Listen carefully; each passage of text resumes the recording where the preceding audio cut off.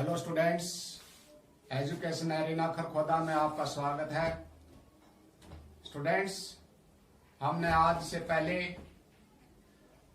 Pronoun और adjective के बारे में पढ़ा और देखा कि बहुत सारे ऐसे वर्ड आपको मिले जो प्रोनाउन में भी थे और एडजेक्टिव में भी।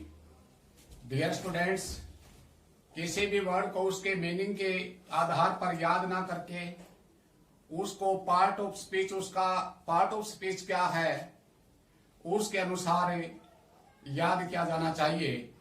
देखिए, मैंने यहाँ पर एक वर्ड लिखा है वर्क और दूसरा लिखा वाटर। तो आपसे पूछा जाए कि वर्क क्या है तो आप कहोगे कि वर्क एक वर्ब है और वाटर एक नाउन है। लेकिन स्टूडेंट्स देखिए, वर्क एक नाउन भी होता है और एक वर्ब भी होता है। इसी तरह से वाटर नाउन भी है और एक वर्ब भी है। इसको देखिए, यहाँ पर देखिए वर्क इज वर्शिप, यहाँ पर इज एक लिंकिंग वर्ब है और वर्ब से पहले सब्जेक्ट आता है और वर्ब के बाद ऑब्जेक्ट आता है। लेकिन यहाँ पर ये कॉम्प्लीमेंट है वर्कशिप, वर्क इज वर्कशिप, लेकिन हम बात कर रहे थे वर्क की, तो यहाँ पर वर्क एक नाउन है। दूसरे सेंटेंस में देखिए, he works day and night, वो दिन रात काम करता है। यहाँ पर वर्क एज ए वर्ब जो है यूज हुआ है। इसी तरह से water is essential for life, पानी जीवन के लिए इसेंशियल है, जरूरी है, आवश्यक है। यहाँ पर वाटर एक नाउन है, लेकिन दूसरे सेंटेंस में देखिए the farmer is watering the plants, यहाँ पर वाटर जो है वो वर्ब है। वाटर पोल्यूशन, यहाँ पर देखिए पोल्यूशन से पहले वाटर आया है, ये यहाँ पर एडजेक्टिव है। तो डियर स्टूडेंट्स, किसी भी वर्ड को हम उसके पार्ट ऑफ स्पीच के आधार पर ही आइडेंटिफाई कर सकते हैं कि वो वास्तव में वर्ब है, नाउन है, एडजेक्टिव है या एडवर्ब है। हमने एडजेक्टिव और प्रोनाउन के बारे में पढ़ा और देखा कि कितने सारे ऐसे वर्ड्स हमारे सामने आए जो प्रोनाउन में भी थे और एडजेक्टिव में भी हैं। आइए हम पहचानते हैं उस सेंटेंसेस को कि उसमें कौन सा word as an object use हुआ है और कौन सा प्रोनाउन है। देखिए, यहाँ पर कुछ सेंटेंसेस आपके सामने हैं। Either of the boys can solve the sum. Dear students, इससे पहले कि हम अपने इन सेंटेंसेस को हल करें, एक यहाँ पर देखिए, हमने पहले भी बताया था कि वर्ब के बाद हमेशा वर्ब के बाद ऑब्जेक्ट होता है और वर्ब से पहले सब्जेक्ट होता है। ठीक इसी तरह से प्रेपोजिशन के बाद भी हमेशा ऑब्जेक्ट रहता है और किसी भी वर्ब का चाहे वो सब्जेक्ट बनो चाहे ऑब्जेक्ट बनो, वो नाउन या प्रोनाउन होगा।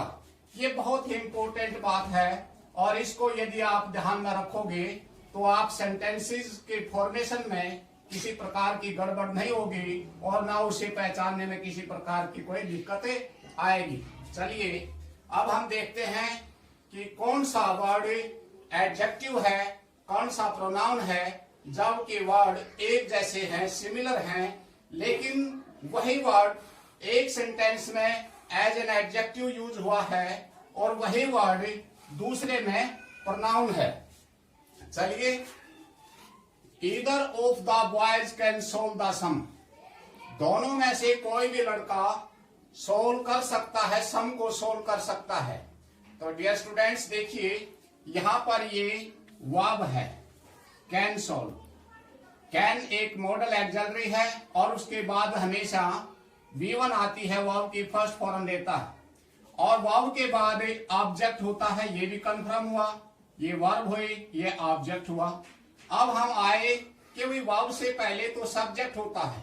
हाँ भाई, हो सकता है, लेकिन हमने देखा कि इसमें तो बहुत सारे वर्ड हैं, इनमें से कौन सा सब्जेक्ट है। डियर स्टूडेंट्स देखिए, यहां से हमने देखा फिर प्रेपोजिशन को, ये हमारे पाए प्रेपोजिशन, और अभी अभी हमने बताया कि प्रेपोजिशन के बाद सदा ऑब्जेक्ट होता है तो ये द बॉयज इस प्रेपोजिशन ऑफ का ऑब्जेक्ट है, न कि इस वर्ब का। और इस वर्ब का ऑब्जेक्ट से कोई भी लेना देना नहीं होता, क्योंकि जब ये ऑब्जेक्ट है तो ऑब्जेक्ट का वर्ब से कोई लेना देना नहीं, तो इस वर्ब का सब्जेक्ट होना चाहिए। तो इस वर्ब का सब्जेक्ट हुआ ईदर। अब देखिए ईदर सब्जेक्ट है और ये भी कंफर्म है कि भाई सब्जेक्ट होने के लिए नाउन या प्रोनाउन होना चाहिए। अब हमने देखा कि ये नाम तो है नहीं। अब नाम नहीं तो नाम की जगह पर कोई दूसरा रिप्लेस जो होता है, नाम की जगह पर कोई दूसरा वर्ड आता है, वो प्रोनाउन होता है। तो यहां पर ये ईदर एक क्वांटिटी दर्शाने वाला प्रोनाउन है, ये प्रोनाउन हुआ यहां पर। अगले सेंटेंस में चलिए, बिल्कुल सेम है। Either boy can solve the sum, ये कैन सोल्व एक हुई वर्ब, बाद में हुआ ऑब्जेक्ट। इससे पहले देखा हमने बॉय, बॉय एक नाउन है और नाउन के बगल में प्रोनाउन नहीं हो सकता। हाँ, नाउन की जगह तो ले सकता है, लेकिन नाउन की बगल में एक नाउन और उसके साथ दूसरा प्रोनाउन नहीं हो सकता। फिर क्या हो सकता है, ये प्रोनाउन नहीं है तो क्या हुआ, अब नाउन के साथ कोई न कोई एडजेक्टिव उसकी क्वालिटी और क्वांटिटी दर्शाने वाला एडजेक्टिव जरूर हो सकता है। तो यहां पर ये इधर एक एडजेक्टिव हुआ जो कि क्वांटिटी दर्शाने वाला एडजेक्टिव ऑफ क्वांटिटी, इधर यहां पर ये एडजेक्टिव हुआ। आगे चलिए, जो कि हमने देखा था प्रोनाउन में भी था और एडजेक्टिव में भी देखा हमने, both of the boys can dance. हमने देखा कैन डांस एक वर्ब है, वर्ब से पहले नाउन है। अब यहां पर देखा हमने ऑफ प्रेपोजिशन है। अब प्रेपोजिशन के बाद ये प्रेपोजिशन का ऑब्जेक्ट है, तो इस वर्ब कैन डांस का सब्जेक्ट क्या हुआ, both. Both as a subject, और सब्जेक्ट होने के लिए नाउन या प्रोनाउन होना चाहिए। बोथ नाउन तो नहीं है, किसी का नाम तो नहीं है। हाँ, नाम की जगह पर प्रयोग होने वाला कोई वर्ड हो सकता है। तो ये बोथ जो है आपका ये प्रोनाउन हुआ। नेक्स्ट चलिए, both boys can dance, can dance verb हुई, इससे पहले सब्जेक्ट बॉयज। अब देखिए बॉयज के साथ प्रोनाउन तो हो नहीं सकता क्योंकि नाउन ऑलरेडी आ चुका है। अब यहां पर ये बोथ नाउन के साथ नाउन की विशेषता बताने वाला, उसको क्वालिफाई करने वाला एडजेक्टिव हो सकता है। तो बोथ यहां पर हुआ एडजेक्टिव, एडजेक्टिव है। All of the boys are studying, यहां पर देखिए आर स्टडिंग है, आर स्टडिंग वर्ब हुई, द बॉयज नाउन हुआ, लेकिन यहां पर प्रेपोजिशन थी। प्रेपोजिशन के बाद उसका ऑब्जेक्ट आता है, ये द बॉयज प्रेपोजिशन का ऑब्जेक्ट हुआ। अब इसका सब्जेक्ट क्या बच गया, ऑल। अब ऑल नाम तो है नहीं, नाम की जगह पर आया है, प्रोनाउन है, तो ये हुआ हमारा pronoun. All boys are studying, boys are studying verb हुई, बॉय जो है नाउन हुआ, और नाउन की बगल में प्रोनाउन हो नहीं सकता। नाउन की विशेषता बताने के लिए, उसकी क्वांटिटी और क्वांटिटी दर्शाने के लिए एडजेक्टिव हो सकता है। तो ये हुआ आपका adjective. Each book has been sold, यहां पर देखिए हैज बीन सोल्ड, ये हमारा वर्ब हुआ, वर्ब से पहले नाउन। अब नाउन के बगल में प्रोनाउन नहीं हो सकता, किसी सूरत नहीं हो सकता, एडजेक्टिव हो सकता है नाउन को क्वालिफाई करने के लिए। तो यहां पर ये ईच है adjective. Each of the book is good, यहां पर इज गुड ये लिंकिंग वर्ब हुई, कंप्लीमेंट है, इज गुड। अब द बुक, ये द बुक हुआ, और यहां पर प्रेपोजिशन, तो ये जो द बुक है ये इसका सब्जेक्ट ना होकर के प्रेपोजिशन ऑफ का ऑब्जेक्ट हुआ। ये प्रेपोजिशन का ऑब्जेक्ट है द बुक। अब इसको सब्जेक्ट चाहिए तो ईच यहाँ पर सब्जेक्ट है, और सब्जेक्ट होने के लिए नाउन या प्रोनाउन जरूरी होता है। ये नाम तो है नहीं, नाम नहीं है तो नाउन क्या हुआ, फिर उसकी जगह पर आने वाला प्रोनाउन है।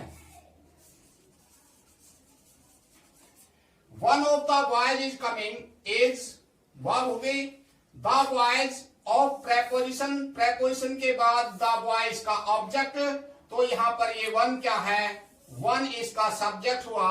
सब्जेक्ट होने के लिए नाउन या प्रोनाउन जरूरी है, नाम ये है नहीं तो क्या हुआ, प्रोनाउन। इसी तरह से वन बॉय इज कमिंग, ये बॉय है, ये वर्ब हुई। बॉय को उसके साथ प्रोनाउन आ नहीं सकता, उसके साथ एडजेक्टिव आ सकता है, तो यहां पर ये वन एज एन एडजेक्टिव है। और देखिए students, this, that, this, those, ये हमने एडजेक्टिव में भी पढ़े, डेमोन्स्ट्रेटिव एडजेक्टिव, और इनको हमने प्रोनाउन में भी पढ़ा था, डेमोन्स्ट्रेटिव प्रोनाउन। लेकिन जब दिस, दैट, दीज और दोज के साथ कोई नाउन है, इनके साथ कोई नाउन है, तो यो उस नाउन को बताएंगे, उसकी ओर इंडिकेट करेंगे। लेकिन यदि इनके पीछे कोई भी वर्ब है, दिस, दैट, दीज, दोज के पीछे कोई वर्ब है, और उसके बाद बाकी जो सेंटेंस है, तो वहां पर ये एज एन सब्जेक्ट के तौर पर आएंगे, और सब्जेक्ट होने के लिए नाउन या प्रोनाउन होना चाहिए। This, that, these, those noun नहीं है, लेकिन किसी नाउन के जगह पर इनका यूज किया गया है, किसी नाउन को इंडिकेट करने के लिए। जैसे मैंने लिखा दिस पेन इज गुड, यहां पर देखिए ये वर्ब है, वर्ब से पहले ये हुआ आपका पेन, और यहां पर इस पेन की इंडिकेट कर रहा है ये दिस, तो यहां पर ये दिस जो है एडजेक्टिव हुआ। कि मैंने लिखा दिस इज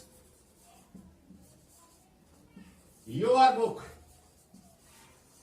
ये तुम्हारी किताब है। यहां दिस से पहले वर्ब है, और वर्ब से पहले सब्जेक्ट होता है, और सब्जेक्ट चूंकि ये कोई नाम तो है नहीं, हाँ किसी की ओर संकेत करने वाला प्रोनाउन हुआ, तो ये आपका प्रोनाउन है। तो डियर स्टूडेंट्स, होप कि आप अच्छे से समझ गए होंगे कि किसी भी वर्ड को हम उसके मीनिंग के आधार पर न जान करके उसका पार्ट ऑफ स्पीच के आधार पर उसकी आइडेंटिफिकेशन करें, क्योंकि कोई भी वर्ड किसी भी सेंटेंस में वो नाउन भी हो सकता है, प्रोनाउन भी हो सकता है, वर्ब और एडवर्ब भी हो सकता है। Thank you.